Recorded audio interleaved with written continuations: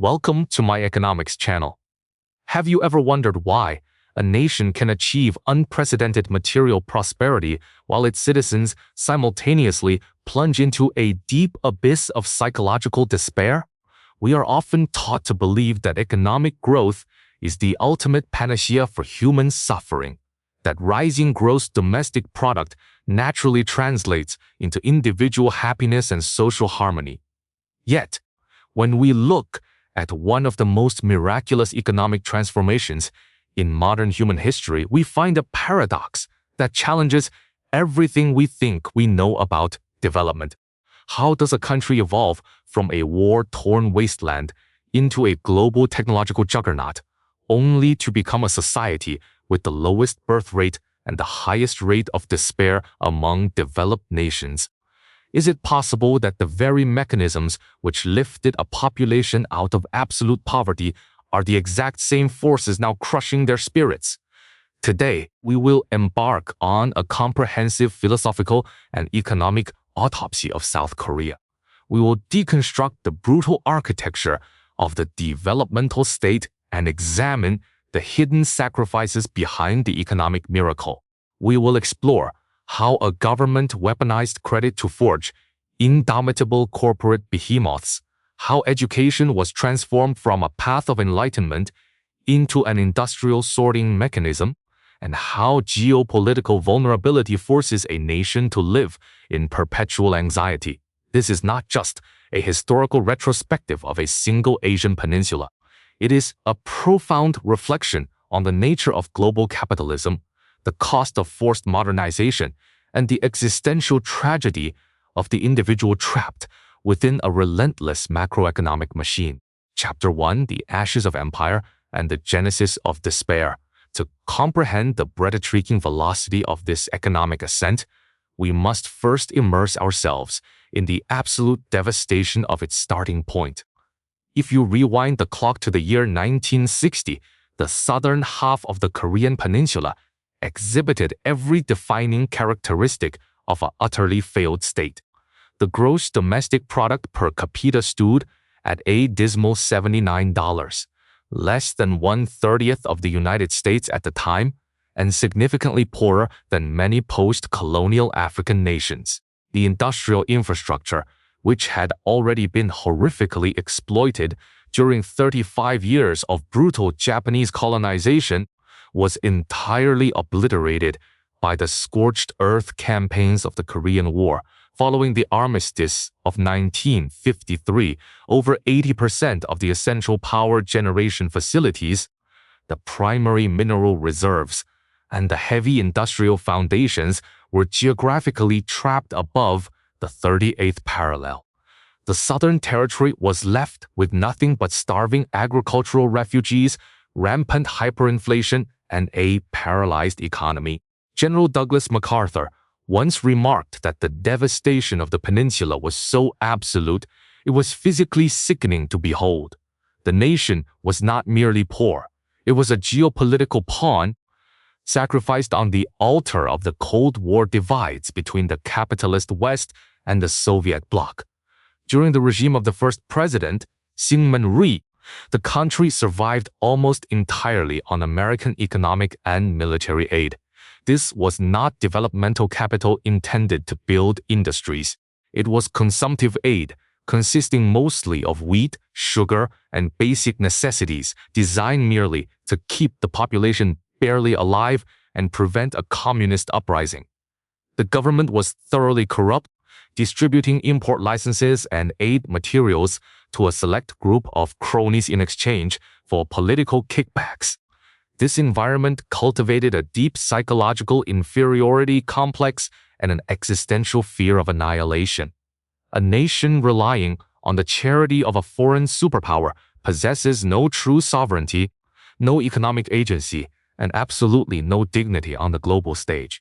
Chapter Summary: A nation born from the ashes of colonial exploitation and ideological warfare begins its journey in absolute destitution, setting the stage for a desperate, survival-driven transformation.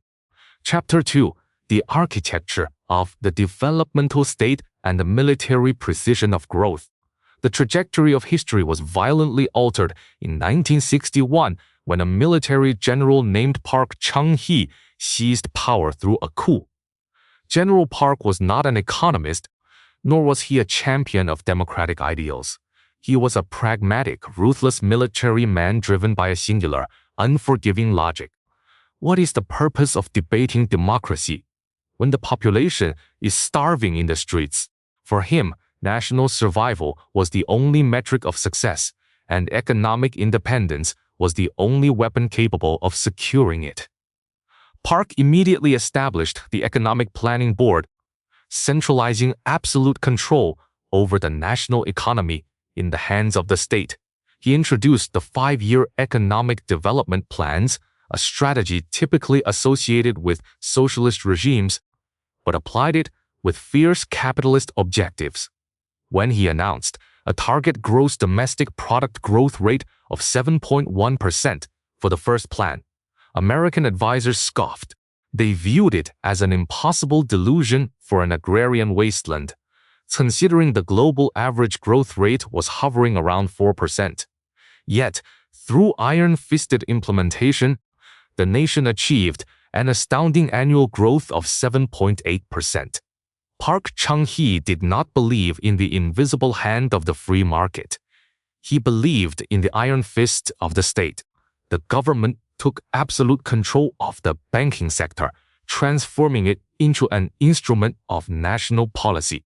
Credit and foreign exchange were no longer allocated by market demand, but directed strictly by bureaucratic mandate towards strategic export industries. If a factory manager failed to meet the state-mandated export quotas, they could face immediate dismissal. If they conceded, they were showered with subsidized loans and tax exemptions. The entire country was managed like a massive, highly disciplined military battalion where economic output was equated with patriotic duty. This era cemented the belief that individual rights were entirely subservient to national progress. To finance this desperate push for industrialization, the state made excruciating geopolitical sacrifices. Park pushed through the normalization of diplomatic relations with Japan. In 1965, enduring violent domestic protests to secure $500 million in grants and loans from their former colonizers. Furthermore, in a ruthless calculation of blood for capital, South Korea deployed hundreds of thousands of soldiers to fight alongside the United States in the Vietnam War. This immense sacrifice of human life generated over $1 billion in foreign exchange remitted by soldiers and earned through military contracts awarded to Korean construction firms. These funds were the crucial seed capital that ignited the heavy and chemical industrialization drive of the 1970s. The economic miracle was literally baptized in the blood of the working class and the soldiers sent to die in foreign jungles, proving that the accumulation of national wealth often requires the ultimate individual sacrifice. Chapter summary: the state seized absolute control over capital and industry, utilizing military discipline and extreme geopolitical sacrifices to force an agrarian wasteland into a rapid era of industrialization. Chapter 3: the Leviathan wakes and the symbiosis of state and Chaebol. To compete in the ruthless arena of global trade, the government concluded that it could not rely on thousands of small, inefficient enterprises. Instead, it deliberately engineered the creation of massive corporate conglomerates, known as the Chaebols. The strategy was exceptionally brutal, yet highly effective. The state would select a handful of loyal, competent businessmen and shower them with infinite resources, artificial monopolies, and protection from foreign competition. Companies like Samsung, Hyundai, and LG were transformed from modest trading firms into global behemoths under the direct tutelage of the state. When Hyundai founder Chung Ju-young hesitated to enter the capital-intensive shipbuilding industry, President Park reportedly told him to simply build it, promising that the government would absorb any potential financial losses. This implicit guarantee removed the natural risk from capitalism. The state privatized the profits for these families while socializing the ultimate financial risks upon the taxpayers. This unprecedented concentration of economic power succeeded in rapidly upgrading the national industrial base. South Korea moved swiftly from exporting cheap wigs and plywood to manufacturing steel, ships, automobiles, and eventually semiconductors. The Chaebols became the indispensable engines of the export economy, acting as both the sword and the shield of the nation in global markets. However, this forced evolution instilled a fatal structural flaw within the economy. It birthed a form of crony capitalism where political power and corporate wealth became inseparably intertwined. The symbiosis required constant bribery, political contributions, and backroom deals. The Chaebols grew so colossal that they eventually reached a status of too big to fail. They expanded horizontally into every conceivable sector, from heavy machinery to retail supermarkets, crushing independent small and medium enterprises under their weight. The nation effectively handed over the monopolistic control of its internal market to a few powerful families in exchange for their ability to conquer international markets. This architecture ensured that while the overall gross domestic product skyrocketed, the domestic economy became a feudal landscape dominated by corporate lords. The working class, who endured the longest working hours in the industrialized world for stagnant wages under brutal conditions, were told their suffering was a necessary sacrifice for the nation. Labor unions were violently suppressed, and strikes were treated as acts of treason. The wealth generated by the miracle disproportionately accumulated at the apex of the pyramid. Chapter summary. The government deliberately forged massive corporate monopolies through directed credit and protectionism, achieving rapid industrialization at the cost of severe economic inequality and crony capitalism. Chapter 4. The price of the miracle and the industrialization of the mind. The economic transformation required not just physical capital, but a highly disciplined, competent workforce. South Korea tapped into its deep Confucian heritage, which historically revered scholarship above all other pursuits, and weaponized it for industrial expansion. In 1945, the national literacy rate was a dismal 22%. By redirecting massive portions of the state budget toward compulsory education, the literacy rate soared past 70% within a decade and nears 98% today. The government imparted a relentless ideology of meritocracy and industrial patriotism into the minds of the youth. Education was promoted as the sole legitimate pathway to escape poverty. However, as the economy matured and the population became highly educated, the nature of this educational system warped into a horrifying mechanism of social stratification. Because the Chaebols dominated the economy, securing a job at one of these top-tier conglomerates became the absolute ultimate goal for every citizen. These corporations offered salaries 2 to 3 times higher than small enterprises, along with incomparable social prestige and job security. Consequently, the entire society was funneled into a hyper-competitive bottleneck. To enter a top university, which was the only viable ticket to a Chaebol career, children were forced into a brutal regimen of extracurricular tutoring. The hagwon, or cram school culture, evolved into a massive shadow education industry that consumed up to 70% of an average family's income. Students in affluent districts like Gangnam studying semiconductor, etching physics in middle school just to gain a marginal advantage. The youth are subjected to 14-hour study days, deprived of sleep, play, and true intellectual exploration. Education is no longer about enlightenment or the joy of discovery. It is a high-stakes gladiatorial combat for economic survival. The psychological toll of this unrelenting pressure is devastating. It cultivates a binary mindset where one is either an elite winner or a worthless loser. The fear of failure is so profound that it paralyzes the soul.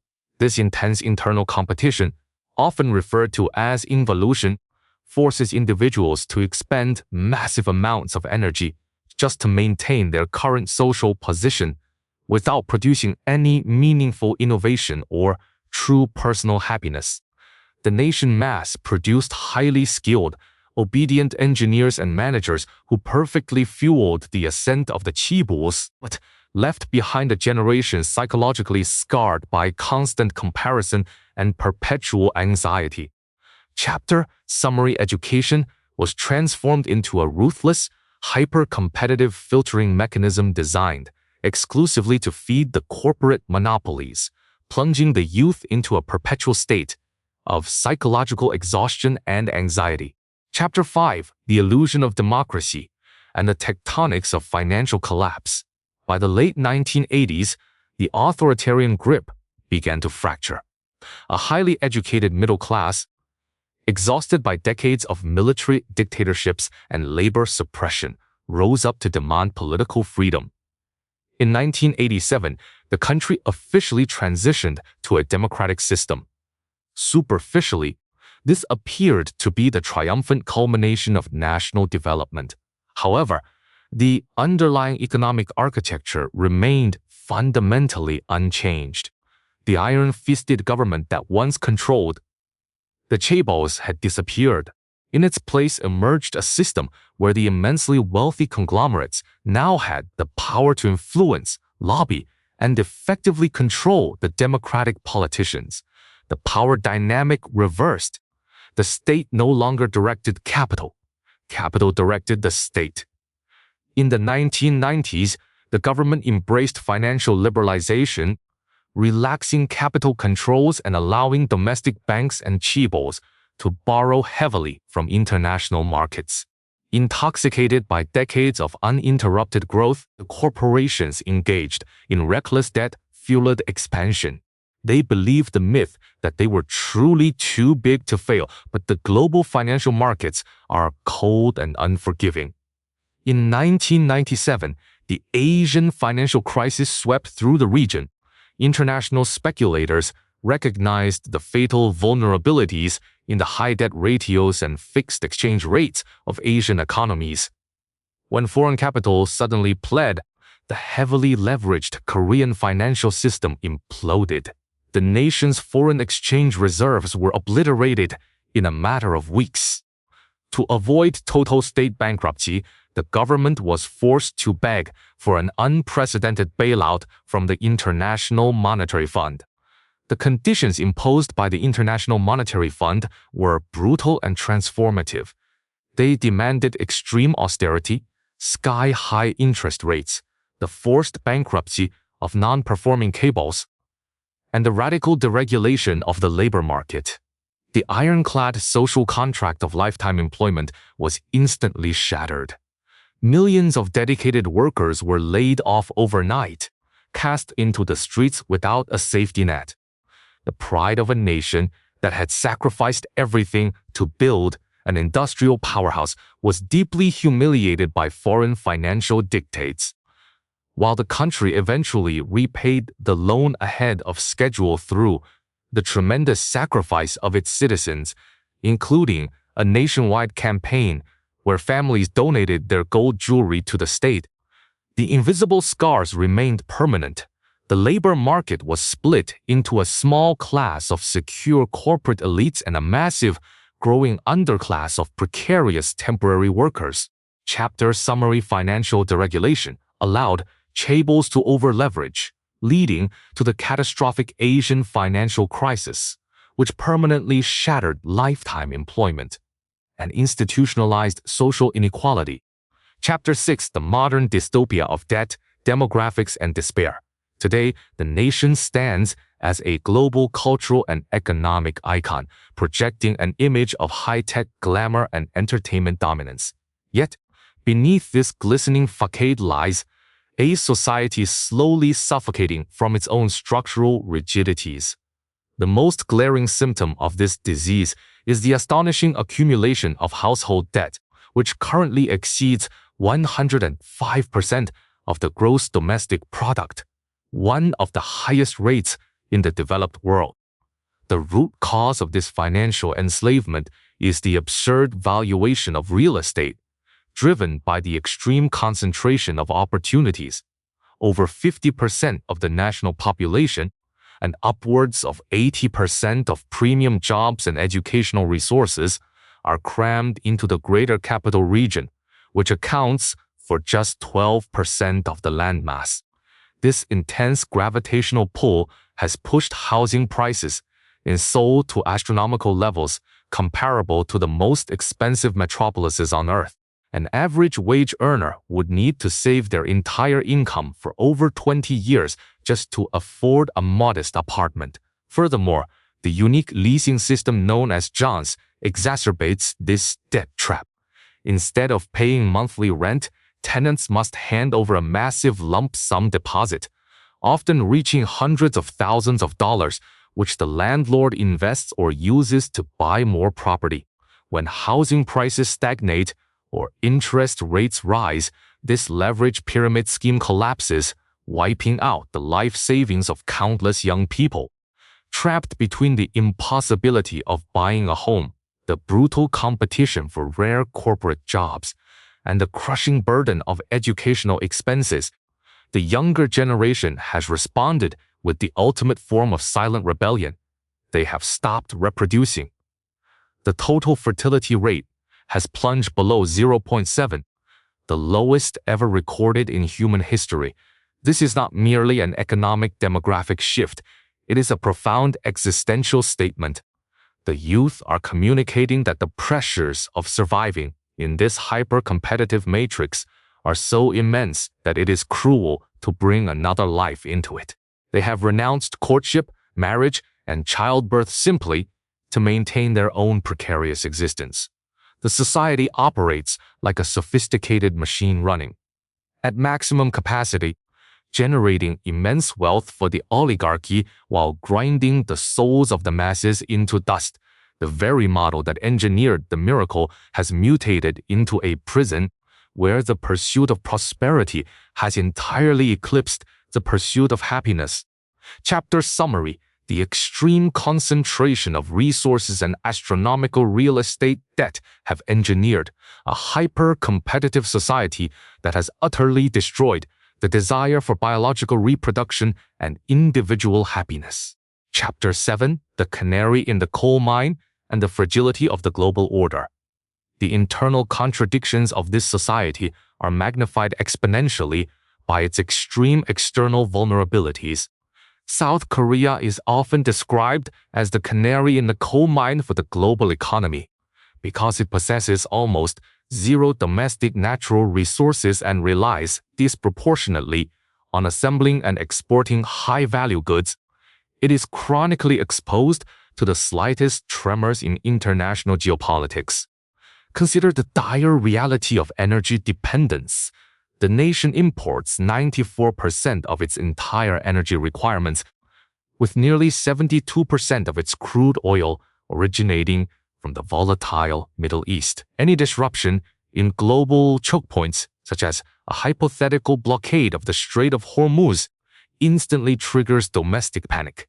Refinery/production, logistics chains paralyze, and the cost of basic survival skyrockets. The country is forced to navigate the tides of global conflicts over which it possesses absolutely no control.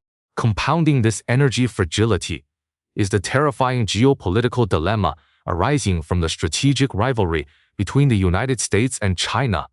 For decades, the economic miracle was sustained by a simple formula: rely on the United States for military security and depend on China for economic export markets.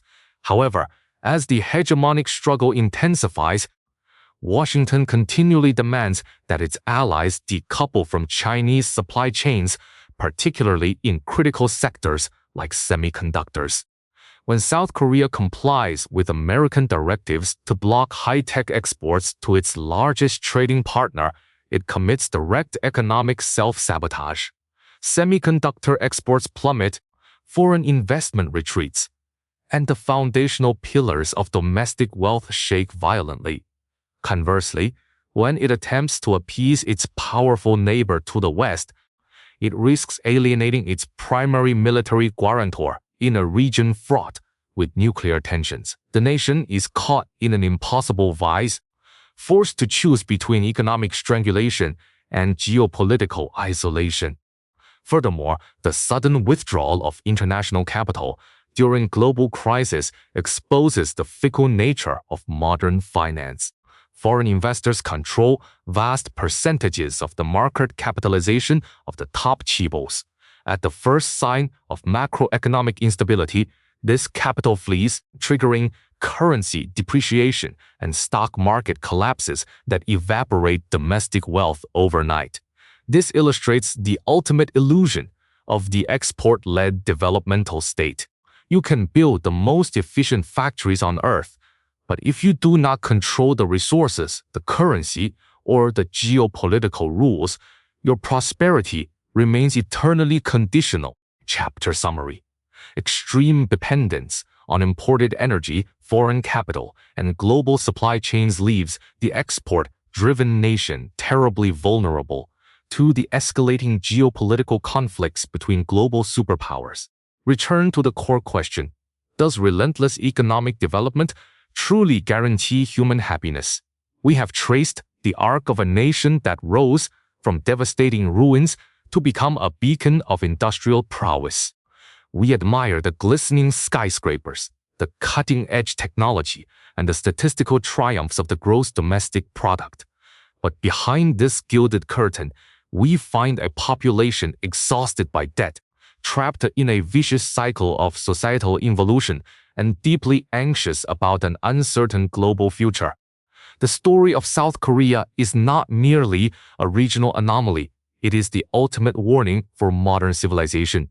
It reveals that when a system prioritizes infinite growth over human well-being, when capital and corporate power are allowed to monopolize the structures of opportunity, the individual is reduced to a replaceable cog within a colossal machine.